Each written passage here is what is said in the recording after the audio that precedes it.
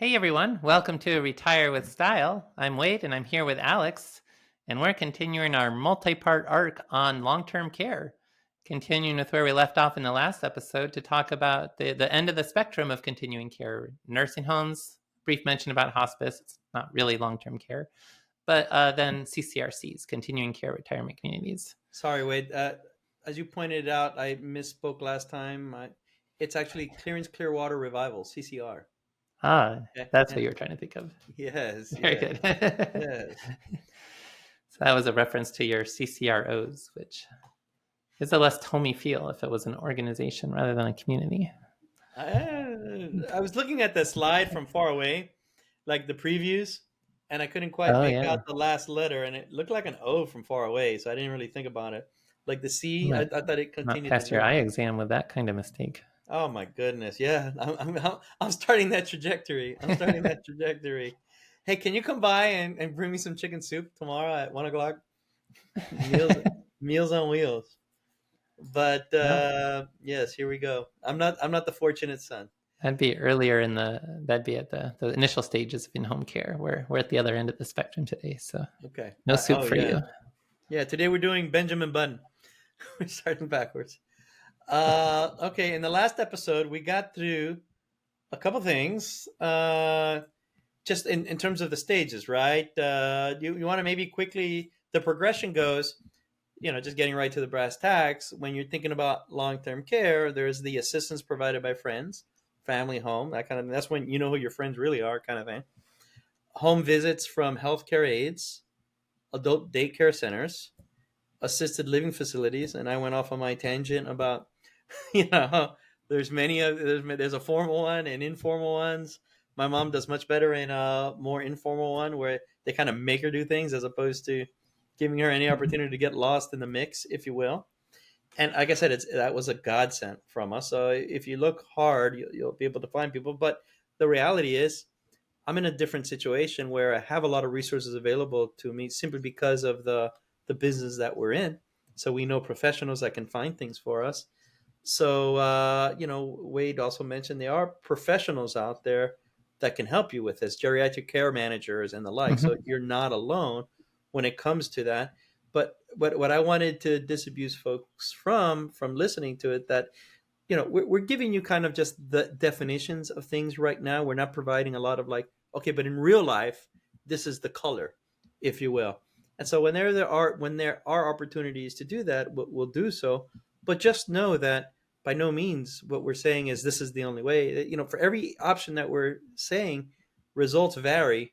So keep that in mind. And there it is. But we got through all up to assisted living facilities, and now we're going to try to cover, this will be a shorter one, where we're going to talk about nursing homes, hospice care, and continuing care retirement communities, not to be confused with organizations. Yes.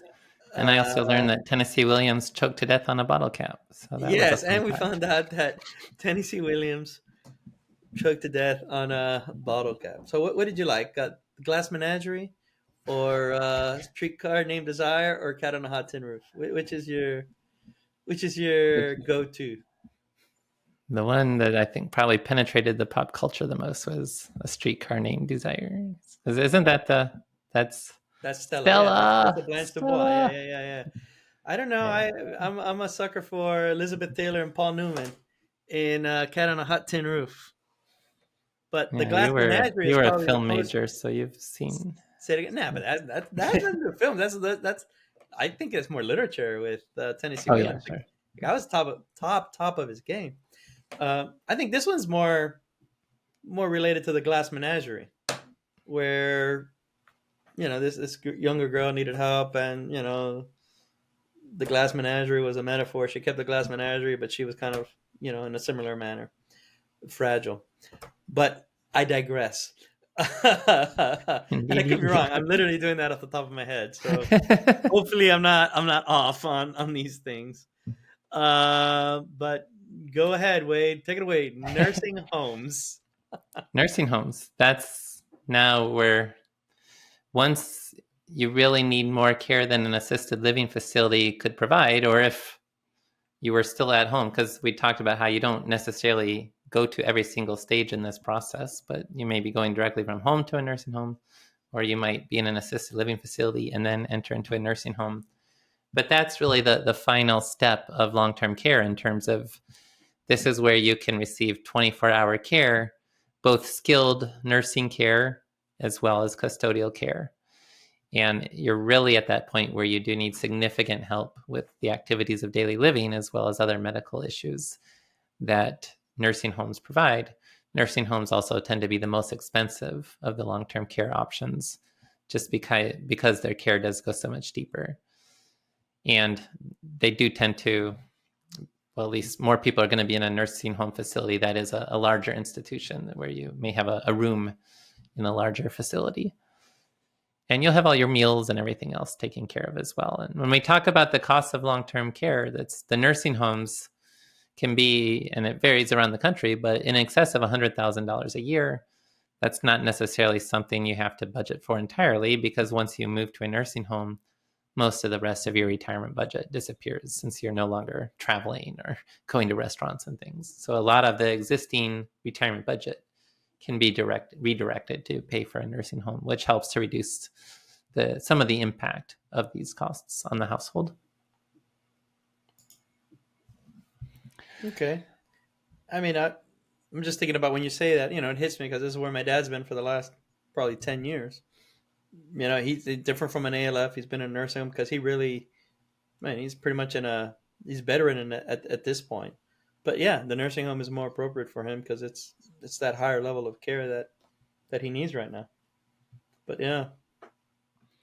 And there's more licensing that goes on with these. Medicare has, and don't get confused, Medicare will not pay for a nursing home, but Medicare does have a nursing home compare service at their website, medicare.gov, which can be useful for learning about nursing home facilities that are eligible for Medicaid, if that becomes an issue. And you will want to make sure, again, if you're going into the nursing home, you're not necessarily managing your finances at this point, but is this a facility where you can make that transition from self-pay to Medicaid, if necessary, with a long enough stay?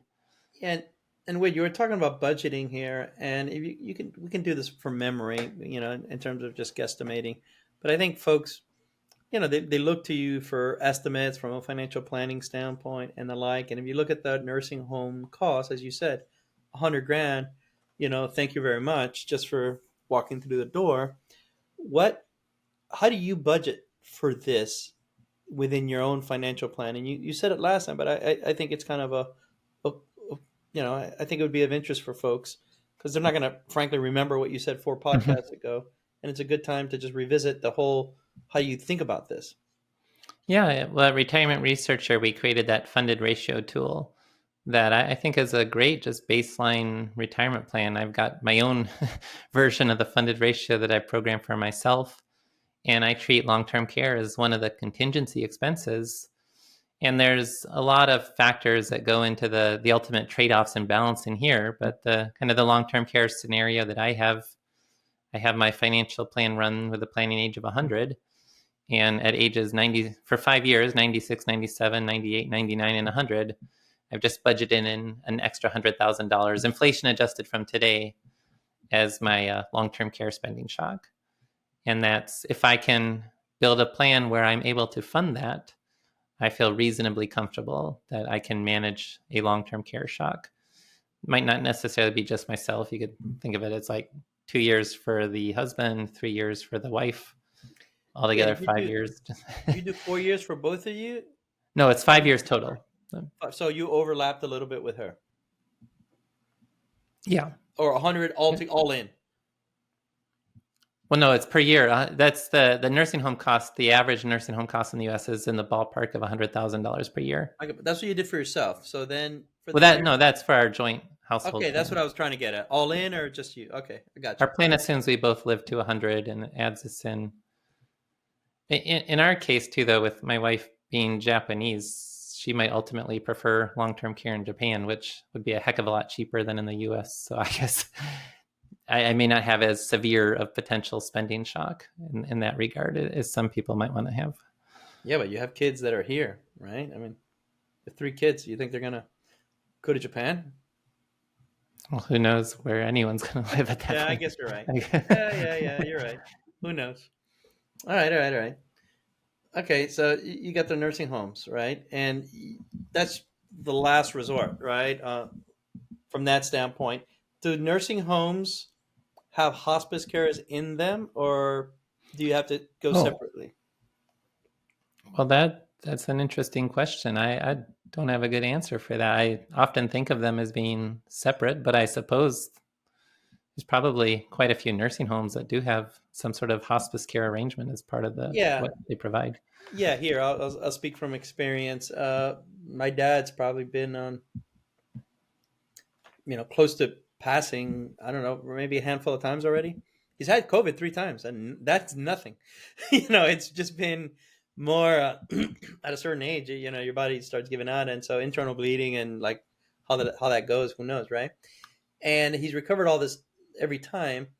But what happens is there's a couple ways. You can obviously go somewhere for hospice care, but usually there's services that will come in as well, and they have arrangements with the nursing homes, and they'll come in and they'll provide hospice care, for the time being. Now, yeah, there's give and take. You got to be careful with that too, because that can also be gamed in a bad way. But yeah, you can have people come over and provide hospice care, if you will.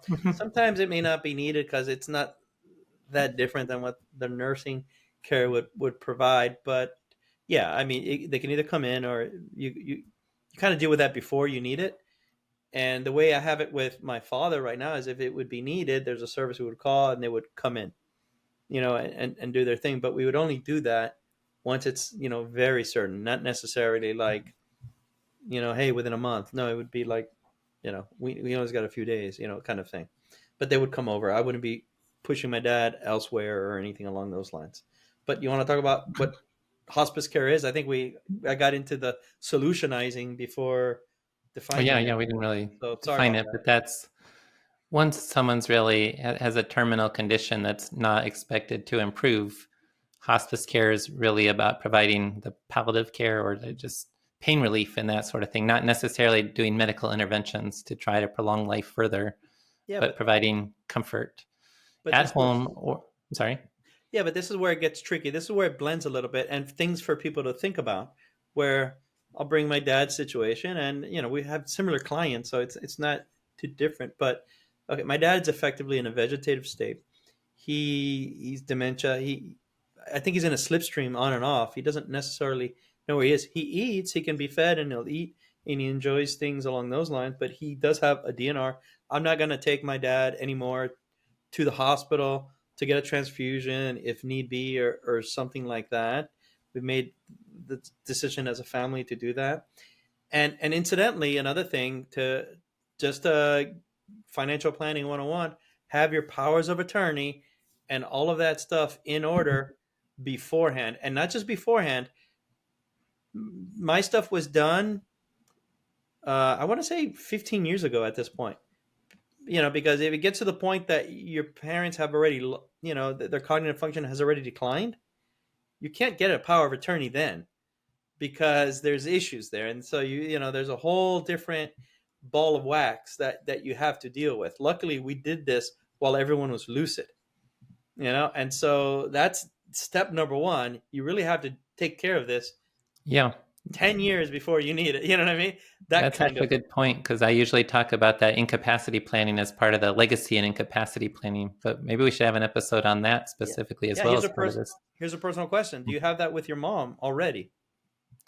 I have it for myself, and I've encouraged my mother to do it. I'm not sure if you follow through. Give me her number. No, I mean, I'm serious, because if not, then it becomes extremely more difficult, and you Uh-huh. can't just. I'm not going to say you snap your fingers, but you know what I mean. Now you have involve attorneys almost on a yearly basis, et cetera, et cetera. So the fact that I have the power of attorney for both of my parents, and it was done when they were lucid, makes a world of difference in the efficiency, the speed of care, et cetera, et cetera. Just because, again, if dementia sets in, I mean, maybe you get, technically they can't give you that responsibility at that time because they're not thinking clearly. So please, if you get anything from any of these podcasts, is take care of that stuff now. So Wade, you know what to do right after this podcast. Yeah, make sure she had a plan. She knew who she was going to contact, but now that you say that, I don't know that she ever did follow through with it. So yeah, no, that all kidding aside, seriously, just knock that out because it's silly not to at this point. I mean, sure, it's a hard conversation, but hey, that's the ticket of being alive. That being the case, where was I with my dad? So he's not going back to the hospital, etc.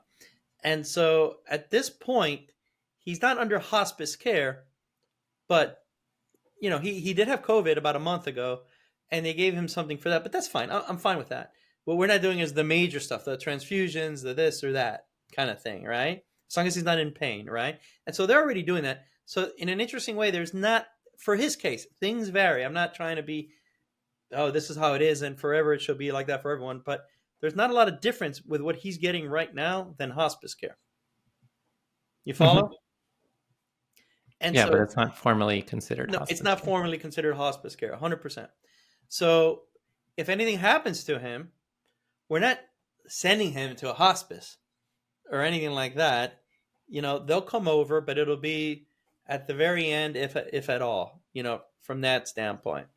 Just wanted to give you the sense of things. Now, there are folks that, and we can bring in people if in the comments you kind of want to know how this works, but there are folks that specifically, you would go somewhere and there it's, you get the hospice care that you need, et cetera. But, my dad's not the one he's not in pain. He's not in this or that. He's effectively in that dementia state, if you will.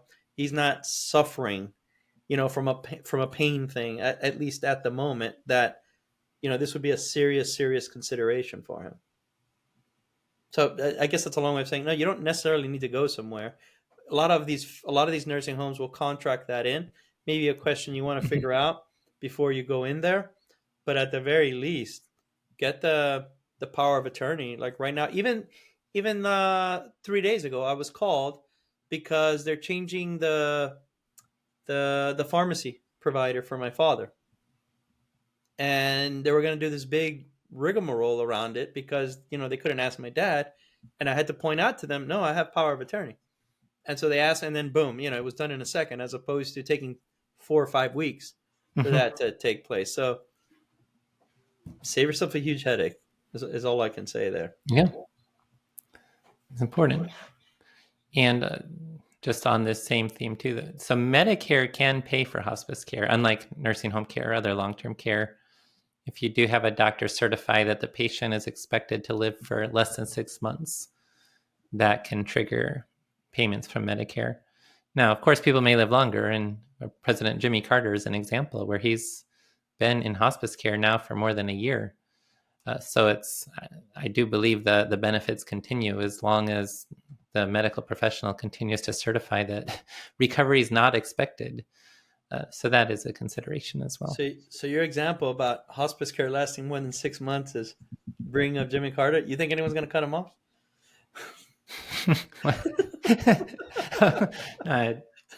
I don't think it works like that necessarily. No, I'm the president. If you're the president and you can't get hospice care extended, what's the point of being the president? Oh, well, no, I don't think anyone gets cut off for treatment. No, I'm trying You've got a lot of conspiracy theories when it comes to the provision of late in life medical care. Yes. All right. Okay. And okay.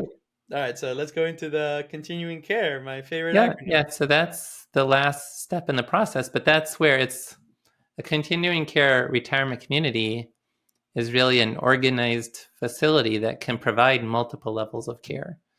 And you can't wait until you need nursing care to move to a CCRC. But when you're still healthy and still independent living and so forth, you may decide to move to a CCRC that is contracted to support independent living, at-home care, assisted living facility, nursing home care, all in one community. That may not mean the same. You may have to move to a different part of the community, but at least for couples, when someone needs to move to a nursing home, that nursing home will still be close enough by that the other individual can still visit and so forth without a significant requirement to travel, because it's all one neighborhood type arrangement. Now, that being said, CCRCs, we talked a little bit about reading through the contract with an assisted living facility. You're definitely going to want an elder law attorney review any contracts for CCRCs, because these can be significant financial commitments. They're organized in different ways. Some of them have huge upfront costs, but then not much in the way of ongoing costs. And that can really be a replacement for long-term care insurance.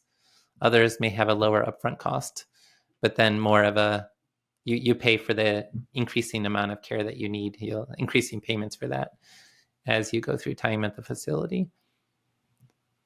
So there's like type A, type B, type C, that sort of different ways to arrange the contract. Upfront costs versus ongoing costs. No, this is a very effective option. Sort of they give you the entire roadmap all in one lane. You can almost like a soup to nuts solution set. As you progress. My wife's great aunt is on this, and it's been a great actually solution for her in terms of she sold her condo and she used that money to to buy a spot in one of these, and she's been progressing, just normal thing. She's been progressing along the way, and it's been great. I think it's been the closest, I would say, to when you were talking about in the previous one. Why am I blanking out here? Sorry, not the home care, the assisted living facility, if you will. It kind of has as a vibe of that, but that can, if you need more and more services, it just slots you into a different sleeve of what they offer. And so it's great in that sense because it goes at your pace and you're within the community and the like. But again, my mom wouldn't flourish here because you're in a community, and so you get the most benefits when you're out there. But I say that knowing that my wife's great aunt, she's like my mom in the sense that she doesn't want more friends. She's she's in her world there. This Marlene actually takes care of her quite a bit, and she's in there and she does her thing, and people come in. She lives in one of these. Someone comes in on a daily basis to take care of her, and this is contracted outside of the CCRC. Sorry, they come in, do their things, but within the community itself, they have the dinners you go to, the breakfast you go to. If they know that you need help with that, they'll go in, fetch you, bring you, carry you along. They'll make sure that your daily living skills are sort of up to date and making sure that you're not falling through the cracks, because if so, then you quote unquote graduate into the next level of care. And this is very effective. And I don't know if they're all like this, Wade, but this is where if she were to pass, she can kind of sell her spot as well. Yeah, so depending on the arrangements, where that would have been more of a lump sum upfront cost. I think this is your elder care law. Let someone read the contract, but it's not just, you said interest fees can be as high as $500,000. If you pay that, if you were to pass, I don't think you're out of that money completely. I think there's some value in holding a spot there that you can sell and the like. But no, this is something that I've seen my aunt in this. And again, we're just laying down the groundwork in these episodes of what these terms are. And, our next phase, once we do that, is to bring in experts to really talk about it. We're just giving you just the Wikipedia level information at this point. But this is something that I've seen work really well with folks. And I have a friend of mine that actually not runs one of these, but is high up in the area in the Mid-Atlantic. And these are things that are actually increasing in popularity in a major way because of that cradle to grave sort of pathway that they provide, but in a manner that's very sympathetic to the folks there, and in a manner that they can frankly enjoy themselves in a nice way. Just to emphasize again, if you're already looking for an assisted living facility, it'll be too late to consider most CCRCs. This is really Exactly. That your great long-term point. care plan when you're still fully independent, is to consider one of these. And you will want to review that contract very carefully and also vet the financial strength of the CCRC, because some of them did run into financial issues with the pandemic in particular. And you're making this long-term commitment to provide or to receive lifetime care. So there's obvious issues. These aren't necessarily, there's no guarantee the facility will survive. And so That, that's another important consideration that's as a well. great point, because here it's kind of like here the commitment is stronger. You're kind of betting on this Yeah, it's CCRC to be around. Let's just say 20 years, just to pick a number. This is mhm, not the this is not the example where we were saying you go to a nursing home and really you're looking at 4 to 5 years, for better or for worse. max. These are one of these things that you mentally are using the philosophy of a stitch in time. So I'm going to do this now while I can, and still even enjoy the community, because it's amazing what they have there. But the beauty of it is, as Wade said, it helps, as you need to step up in care, they have those services already in there. But the reality is they're expecting you to use all those services. And, unless your health just falls off a cliff, this is something that, yeah, you could potentially be looking at 10 plus years, 15 years. And at that point, yeah, you do have to take into consideration the stability of this organization. Yeah, with the RISA, it may require a stronger commitment orientation to Look even at really be that. thinking about Look at CCRCs. that, Wade. Look at that. Those with an optionality orientation. Whoa. Oh, my goodness.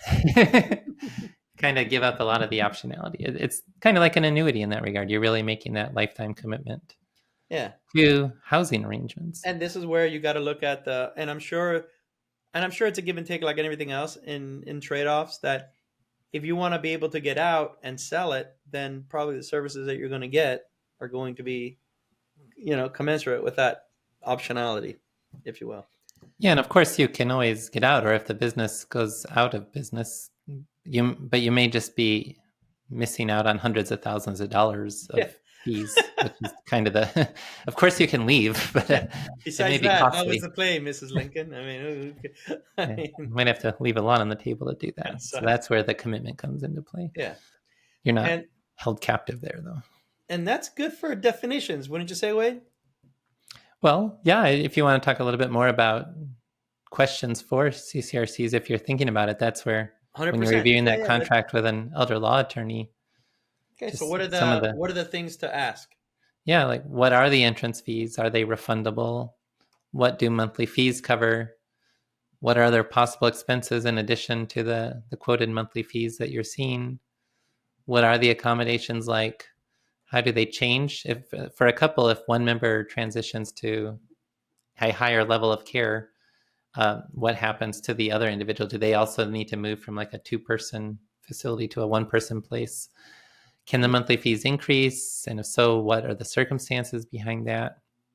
What types of long-term care services are provided? What's the cost of additional services? Do you require, some facilities may, especially if it's lower upfront costs, higher monthly expenses, some facilities may require you to hold a long-term care insurance policy to enter. So are there any requirements like that? And that's again where the contract that has a high upfront cost, low ongoing expenses could be an alternative to holding long-term care. But a contract with a low upfront costs, high monthly expenses, might require you to have a long-term care policy to pay those expenses. And then also, is there a waiting list for entering, or what does that kind of, how quickly can you move in? Those are some of the considerations to look at if you're thinking about a particular CCRC in your area. You had here, what's the maximum wait time on pickleball courts? Oh, there you go. Yeah, yeah. How easy is it to get a pickleball access? Yes. Hey, I'm there. So what am I saying? But all right, Wait, no, these are Well, there these you are go. good questions. But again, we're laying the groundwork so we can bring in folks that can give you the ins and outs, if you will, because these things are very nuanced. and obviously we need the basic definitional items and the standard. This is what you want to look out for, what we're trying to provide right now. But the reality is, without color, without the nuance, you're still going to be a little behind. And so we'll bring that to you in this arc. And however long it takes, Yep. it takes. That's fine. Yeah, don't know how many episodes this one will be, but we'll keep pushing forward with that, and we will kind of next if it's just Alex and I on the next episode, it's going to be more about options for funding long-term care, and that'll be the self-funding Medicaid, traditional long-term care insurance, and then the hybrid insurance long-term care with either life insurance or an annuity. So that's still coming, as well as having various guests to dig in deeper on some of these topics. All righty, everyone. Thank you again for bearing with us as we go through these definitions. It's much appreciated. And thank you for the support. Wade and I, again, every once in a while, we look back at retirement research. I was looking at the numbers, Wade. We're like in the 500,000 downloads at this point, in spite of me. So not bad, man. Not bad at all. So onward and upward. Yeah. So thanks, everyone. And we'll catch you next week. Yep. Thank you, everyone.